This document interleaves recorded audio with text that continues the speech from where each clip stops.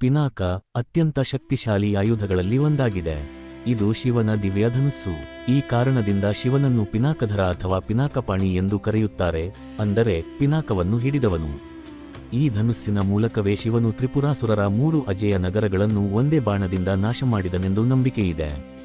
ಶಿವಪುರಾಣದಲ್ಲಿ ಇದೇ ಧನುಸ್ಸಿನಿಂದ ಶಿವನು ತನ್ನ ಮಗ ಗಣೇಶನೊಂದಿಗೆ ಯುದ್ಧ ಮಾಡಿದನೆಂದು ಹೇಳಲಾಗಿದೆ.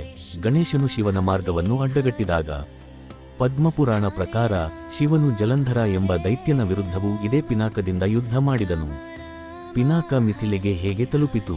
ದಕ್ಷನ ಯಜ್ಞ ನಾಶವಾದ ನಂತರ ಶಿವನು ಈ ದಿವ್ಯ ಆಯುಧವನ್ನು ದೇವತೆಗಳಿಗೆ ಉಡುಗೊರೆಯಾಗಿ ಕೊಟ್ಟನು.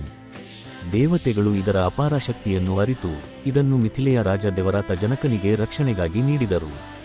ಇದು ಶಿವನ ಆಯುಧವಾದುದರಿಂದ ಸಾಮಾನ್ಯ ಮನುಷ್ಯನಿಗಾಗಲಿ ದೇವತೆಗೆ ಆಗಲಿ ಇದನ್ನು ಕದಲಿಸುವುದು ಅಸಾಧ್ಯವಾಗಿತ್ತು.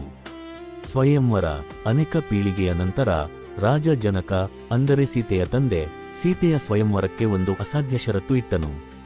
ಯಾರು ಪಿನಾಕವನ್ನು ಎತ್ತಿ ಧನುಸ್ಸಿಗೆ ಹಗ್ಗ ಬಿಗಿಯಬಲ್ಲರೋ ಅವರು ಸೀತೆಯನ್ನು ವಿವಾಹ ಮಾಡಿಕೊಳ್ಳಲಿ. ಅನೇಕ ರಾಜರು ಬಂದರು, ಯೋಧರು ಬಂದರು, ಭಾರತ ವರ್ಷದ ಶೂರಮಹಾರಥಿಗಳು ಬಂದರು. ಯಾರಿಗೂ ಅದನ್ನು ಸರಿಸುವುದು ಸಾಧ್ಯವಾಗಲಿಲ್ಲ. ಆಗ ಅಯೋಧ್ಯೆಯ ರಾಜಕುಮಾರ ರಾಮ ಮುಂದೆ ಬಂದನು. ಅವನು ಪಿನಾಕವನ್ನು ಸುಲಭವಾಗಿ ಎತ್ತಿದನು. ಹಗ್ಗ ಬಿಗಿಯಲು ಪ್ರಯತ್ನಿಸಿದಾಗ ಪಿನಾಕ 2 ತುಂಡಾದಿತು. ದೈತ್ಯನಗರಗಳನ್ನು ನಾಶ ಮಾಡಿದ ಆ ಧನುಸ್ಸು, ದೇವತೆಗಳೊಂದಿಗೆ ಯುದ್ಧ ಮಾಡಿದ ಆ ಆಯುಧ, ಮನುಷ್ಯರು ಕದಲಿಸಲಾರದ್ದನ್ನು ರಾಮನು ಕೇವಲ ಬಿಗಿಯಲಿಲ್ಲ, ಅದನ್ನು ಒಡೆದನು. ಪಿನಾಕ. ಆ ಒಂದು ಕ್ಷಣ ಶಿವನ ಧನುಸ್ಸು ಒಡೆದ ಶಬ್ದ ಇತಿಹಾಸದ ದಾರಿಯನ್ನೇ ಬದಲಿಸಿತು.